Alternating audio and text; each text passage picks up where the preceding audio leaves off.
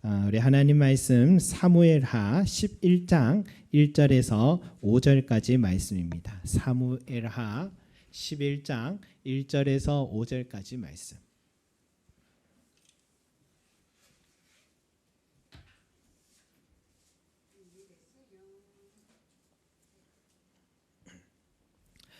잘하신 줄 알고 우리 한 목소리로 올려드립니다. 시작.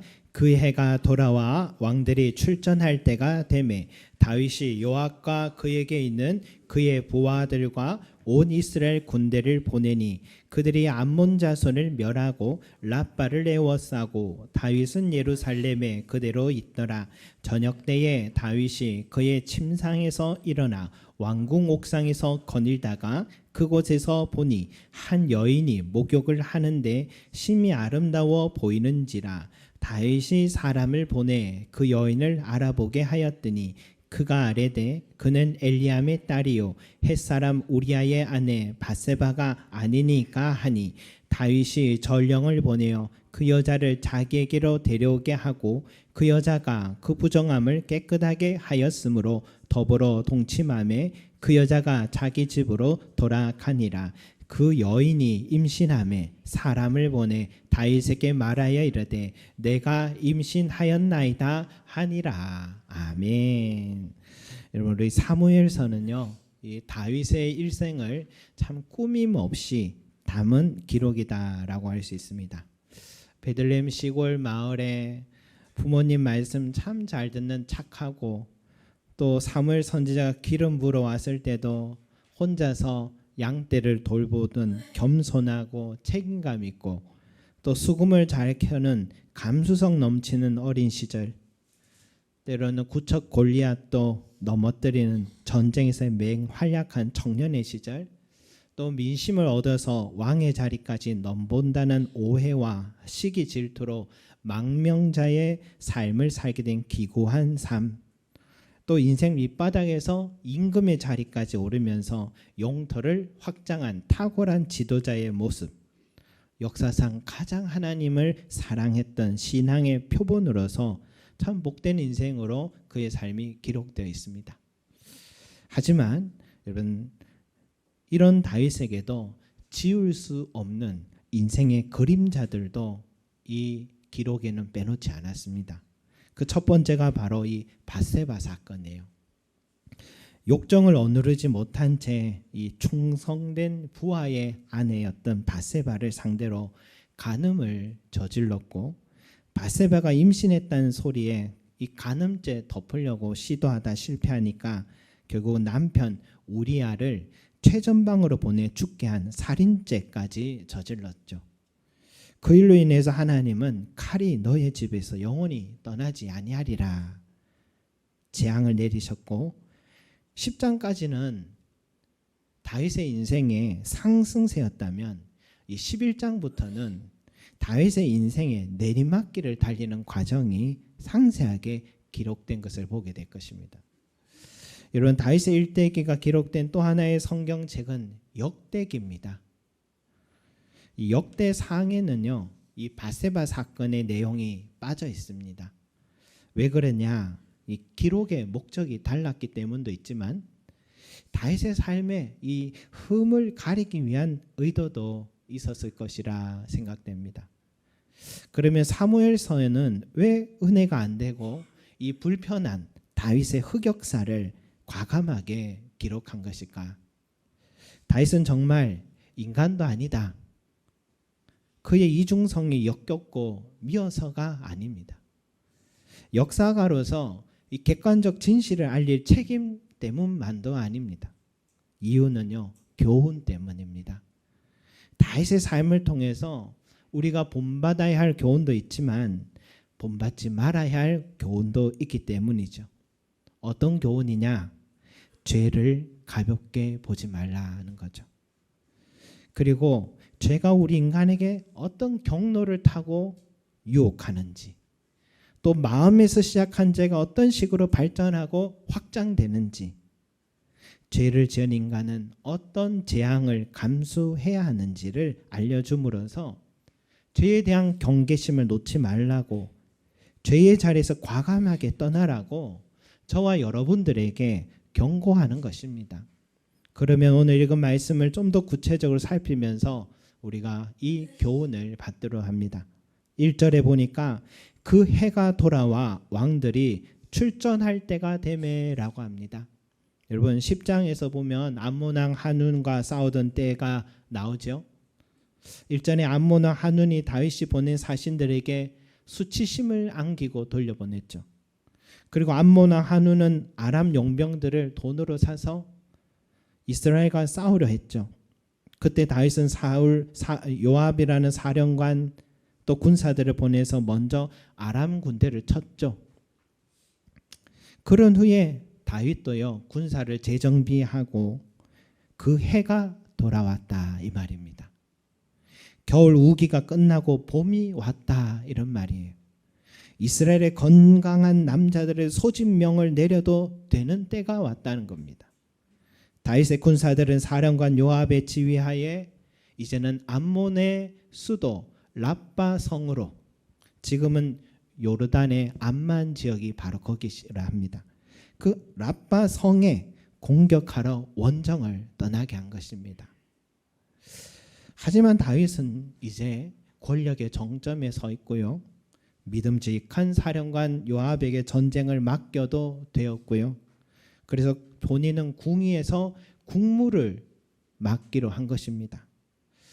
예루살렘 성안은 얼마나 고요했겠습니까? 저녁이 됐습니다. 다윗은 국무에 시달리다 잠시 휴식하러 옥상에 지붕 위로 올라간 겁니다. 그런데 건너편 집에서 물소리가 납니다. 다윗은 직감했습니다. 누군가의 목욕 소리다. 밤이었기에 다윗은 조용히 그쪽으로 걸어가서 건너편 집을 내려다봤습니다. 심히 아리따웠다. 여인이 목욕하고 있습니다.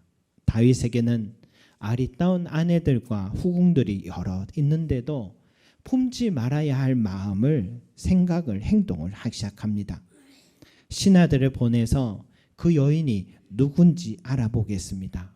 돌아온 신하들은 이렇게 보고합니다. 2절에 그는 엘리암의 딸이요 햇사람 우리아의 아내 밧세바가 아니니까.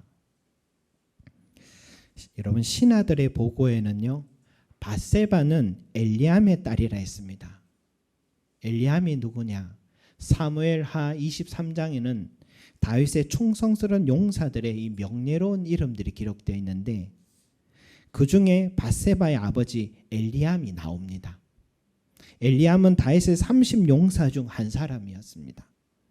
그런데 엘리암의 아버지는 아히도벨입니다. 아히도벨은 다윗이 존중하는 책사였습니다. 그러니까 밧세바는 명문 집안의 출신의 딸입니다. 거기다가 밧세바의 남편은 우리아입니다. 우리아도 장인과 같이 다윗의 30용사의 명단에 오른 한 사람입니다. 그러면 그 집이 누구의 집인지 다윗이 모를 리 없었다는 거죠. 그래서 신하들은 할 수 있는 한 다윗의 욕망을 제어하려고 한 겁니다. 그녀가 어떤 집안의 출신이며 더불어 햇사람 우리아의 아내 밧세바가 아니니까 라고 한 것은 당신의 생명을 지켜준 용사의 아내가 아닙니까? 직설적으로 표현하면 남편이 있는 여자를 탐하지 마십시오. 당신은 그녀의 남편에게 은혜를 입은 자입니다. 그건 하나님 앞에서 큰 죄입니다. 이렇게 말한 겁니다. 여러분 신하의 입장에서 이보다 더 강한 어조로 말할 방도가 더 있겠습니까? 이쯤이면 다윗은 순간 자신이 정신을 잃었다며 이제 가다듬었어야 됐는데 그는 마지노선을 넘어버립니다. 우리 4절 한번 읽어보겠습니다. 시작. 다윗이 전령을 보내어 그 여자를 자기에게로 데려오게 하고 그 여자가 그 부정함을 깨끗하게 하였으므로 더불어 동침하며 그 여자가 자기 집으로 돌아가니라. 여러분 예수님께서 간음죄에 대해서 말씀하실 때 이렇게 얘기하셨죠. 나는 너희에게 이르노니 음욕을 품고 여자를 보는 자마다 마음에 이미 간음하였느니라. 여러분, 이 말씀은 과거나 오늘이나 간음죄의 기준을 너무 상향시킨 게 아닌가 하는 생각도 듭니다. 마음은 음욕을 품는 것마저 간음죄라면 간음죄 안 진 사람이 얼마나 있겠으며, 모두 형벌을 주게는 기준이 너무 포괄적이어서 비현실적 간음죄 기준을 말씀하신 게 아닌가 하는 생각이 듭니다. 그런데요, 다윗을 보면 예수님의 말씀은 정확했습니다. 예수님의 간음죄 기준은요, 음욕을 품고 여자를 보는 자라고 했습니다. 이건 죄의 특징은 마음에서부터 시작되고 보는 것에서부터 시작된다라는 것입니다. 다윗 보십시오. 옥상을 거닐었죠. 당시의 구조상 촘촘하게 집들이, 예루살렘 안에 집들이 지어져 있기 때문에 마음만 먹으면 옆집의 내부를 볼 수 있었습니다. 궁이었으니 더 내려다 볼 수 있었겠죠. 그리고 충성스러운 신하의 집이 어딘지 모를 리가 없었습니다. 그 집의 아내이자 명문 집안의 딸인 밧세바의 미모를 모를 리도 없었습니다. 마침 남편이 전쟁터로 갔다는 것을 알고 있었으니까 그의 발걸음이 밧세바의 집을 향했다는 것은 우연이 아니었습니다. 그러니 예수님의 말씀은 맞죠. 그 이전부터 마음으로 음욕을 품고 있었다. 마침 목욕하는 밧세바를 본 겁니다. 그날이 아니어서 다윗은 그 집을 계속해서 봤을지도 모릅니다. 예수님 말씀 맞습니다. 음욕을 품고 여자를 보는 자는 이미 간음하였느니라. 여러분, 죄는 우발적으로 일어나는 게 아닙니다. 다윗의 마음속에서부터 시작돼서 보기 시작한 것이고, 보는 것에 만족되지 않으니까 행동으로 죄의 자리에 이르게 된 것이죠. 죄의 속성은 보이지 않는 마음에서 시작된다는 것을 우리는 꼭 기억해야 합니다. 그리고 보기 시작합니다. 보다 보면 나도 모르게 손이 가고 있고 발이 그것을 향하기 시작합니다. 이것이 죄의 확장성입니다. 예수님께서 간음죄 기준은 오늘날 우리에게도 여전히 적중합니다. 우리 마음속에 음욕 품을 수 있는 기회가 더 많아졌습니다. 간통죄 폐지가 되어서 결혼관계 외에도 원하는 대로 성관계를 해도 죄로 인정되지 않습니다. 2000년대에 제가 대학에서 한 수업 발표 주제가 외도였습니다.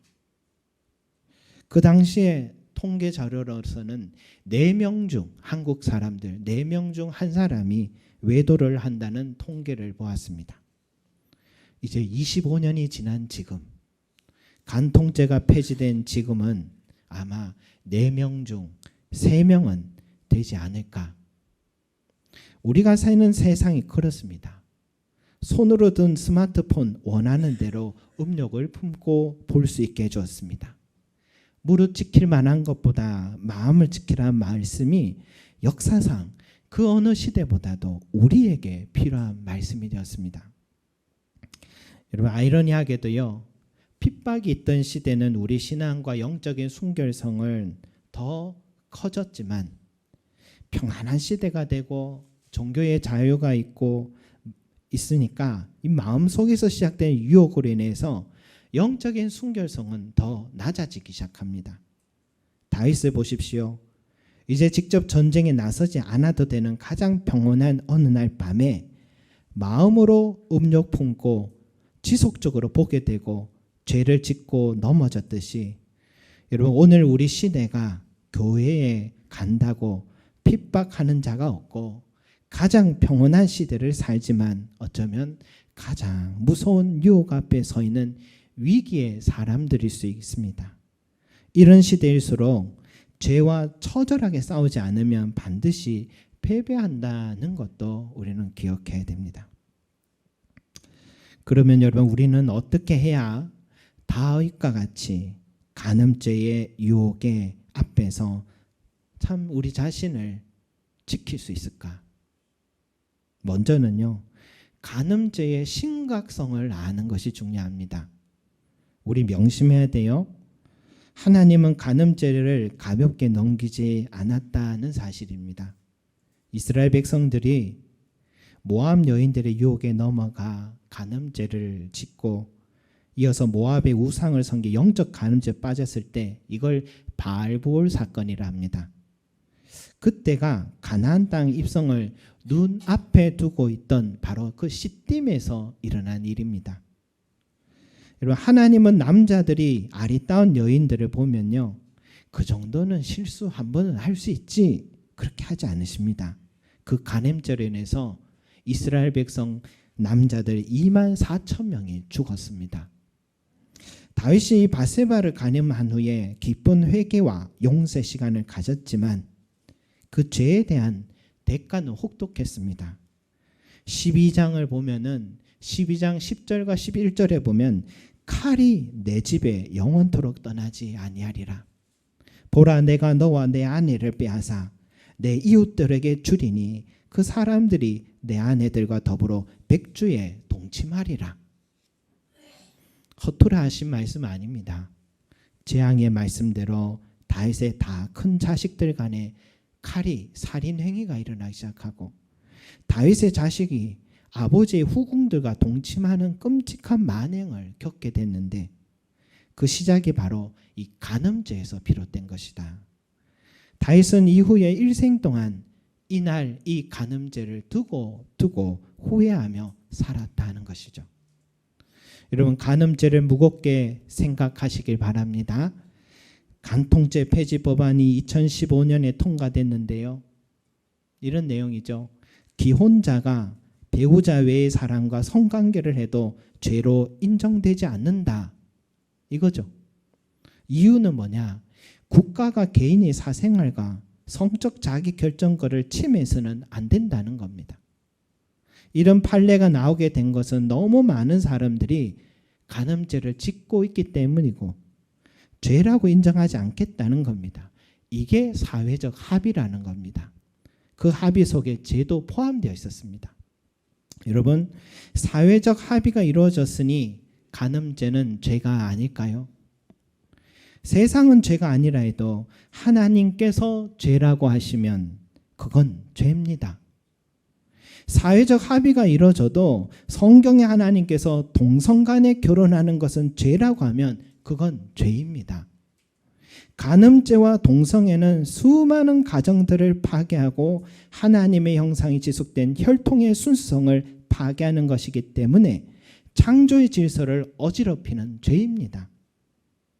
다윗의 간음죄로 한 가정이 파괴됐고 다윗의 간음죄로 자기의 삶과 가정마저 파괴되는 감당할 수 없는 형벌을 피할 수 없었다는 사실을 통해서 우리 자신도 간음죄의 무서움을 간과하지 않는 저와 여러분이 되시기를 소망합니다.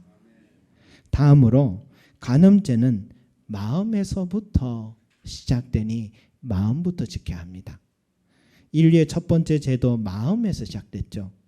뱀이 하와의 마음에 하나님과 같이 될 수 있다라는 그 한마디에 그녀의 마음속에 교만의 죄가 시작됐고 눈을 들어보니 보기 시작했고 보암직도 하고 먹음직도 해서 손이 간 겁니다. 여러분, 모든 죄의 시작은 마음에서 시작됩니다. 다윗의 간음죄도 마음에 품은 음욕에서부터 시작됐으니 그러면 어떻게 해야 여러분 우리가 이 마음을 지킬 수 있느냐? 예수님의 말씀 속에 해답이 있습니다.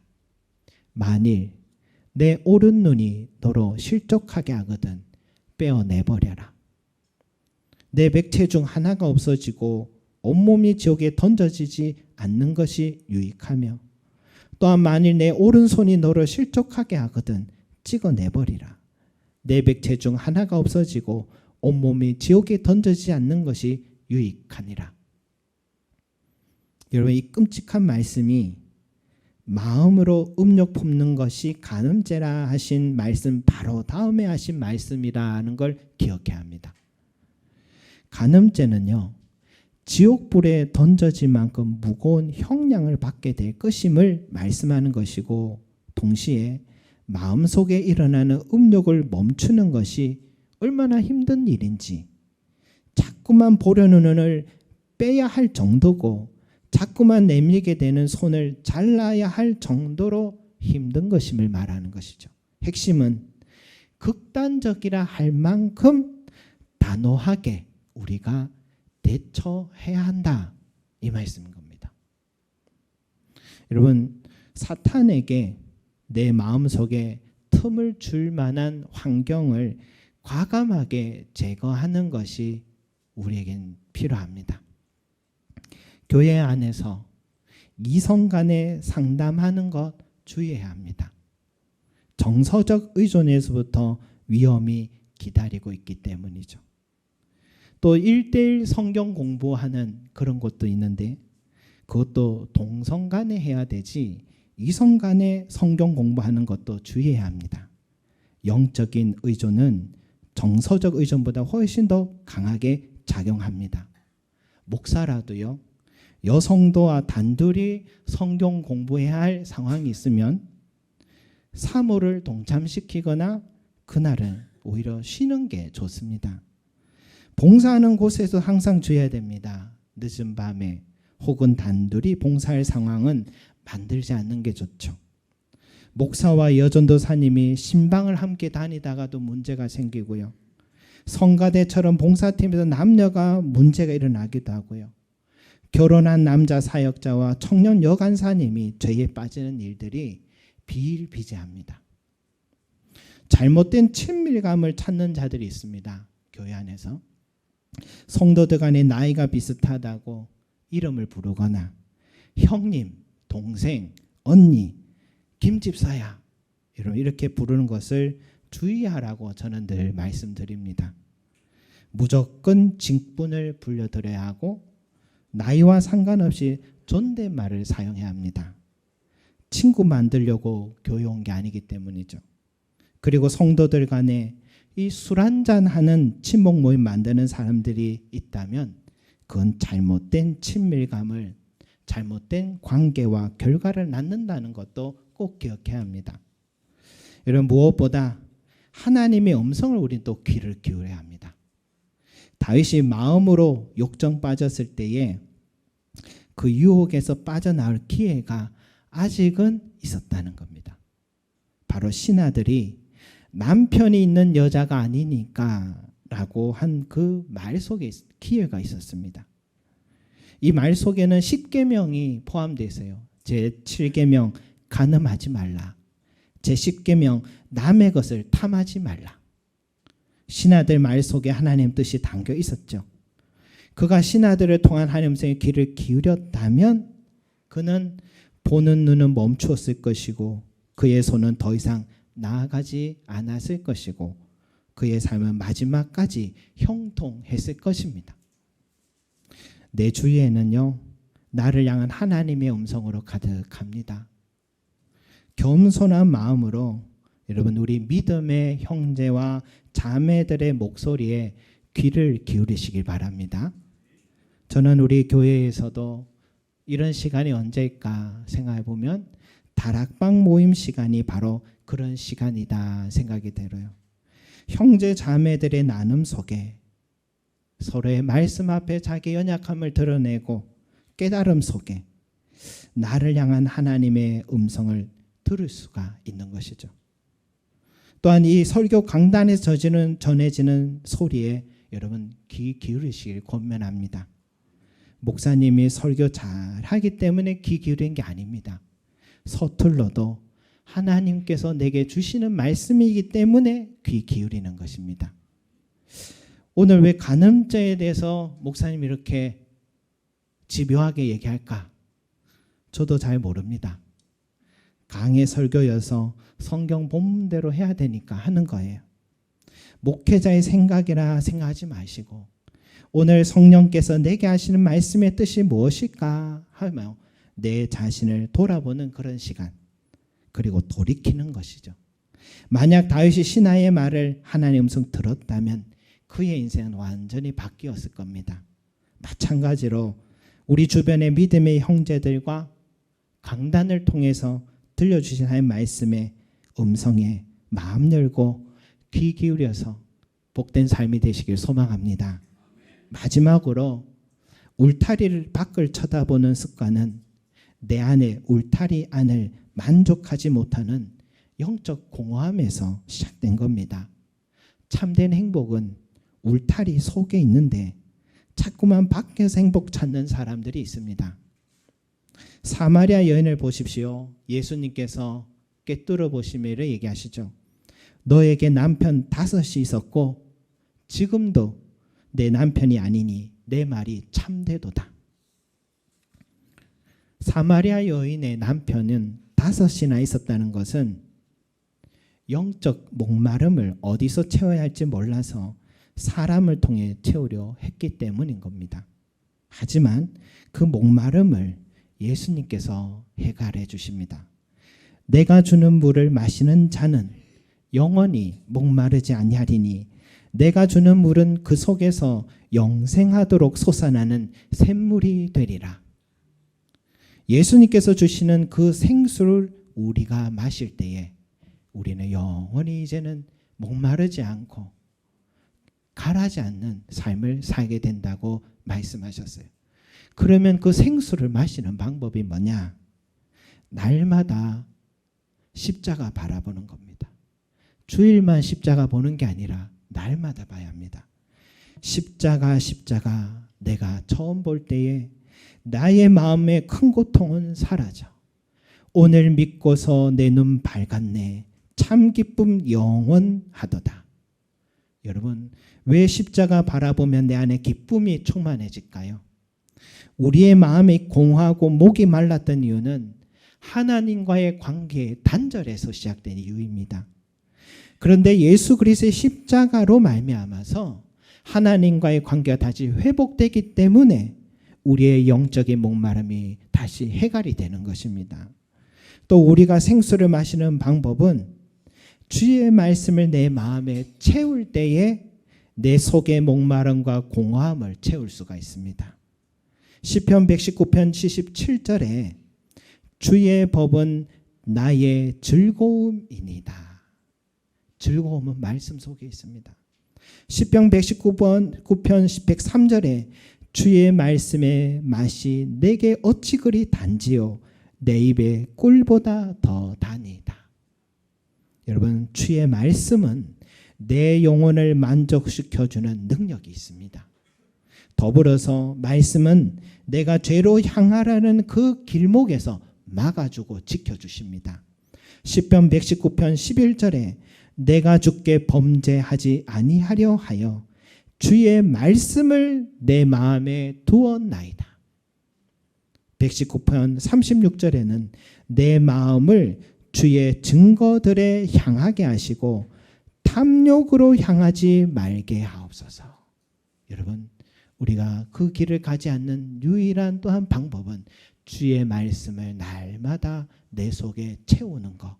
이것이 우리를 죄의 길로 가지 않게 막아주는 길이다. 여러분, 보이는 핍박이 있을 때보다 안정되고 평온할 때에 보이지 않게 찾아오는 그 유혹이 더 무섭고 위험합니다. 저와 여러분들이 살아가는 이 시대가 바로 그때입니다. 교회 다닌다고 안심하지 마십시오. 이 유혹은 교회 밖이나 아니나 가리지 않고 찾아옵니다. 교회 직분이 무엇이든 신앙의 연륜이 얼마나 됐든 가리지 않고 찾아옵니다. 다윗 쫓아 넘어졌다라는 것을 기억하시고 마음으로부터 시작되는 간음죄를 항상 경계하면서 주의 음성에 귀를 기울이고 주의 말씀과 능력과 도우심으로 승리하시는 저와 여러분이 되시기를 소망합니다. 기도드리겠습니다. 사랑과 은혜가 많으신 아버지 하나님, 우리는 연약합니다. 다윗보다 더 연약한 자들입니다.